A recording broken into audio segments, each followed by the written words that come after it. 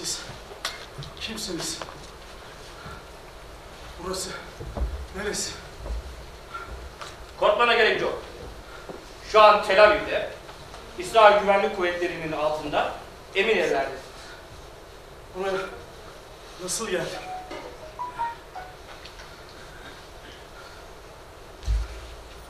Konferans için gittiğiniz Amerika'daki dostlarımızdan sizi teslim aldım.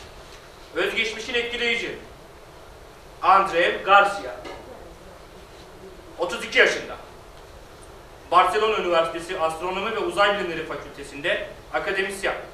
Safkan İspanyol. Anlaşılan o da 15. yüzyılda yaşayan ataları gibi Yahudileri pek sevmiyor. Şu son yazdığın makale. Bizleri epey üzdü doğrusu. İyi de biz niye öldürüyoruz? Cellat mıyız biz? Devletimiz güçlü olmak için tasarruf etmek zorundayız. Ara sıra adam öldürecekler diye cellatlara maaş veremez. Hem Siyonizm uğrunda yeri geldiğinde hepimiz gönüllü birer cellat olabilmeliyiz değil mi?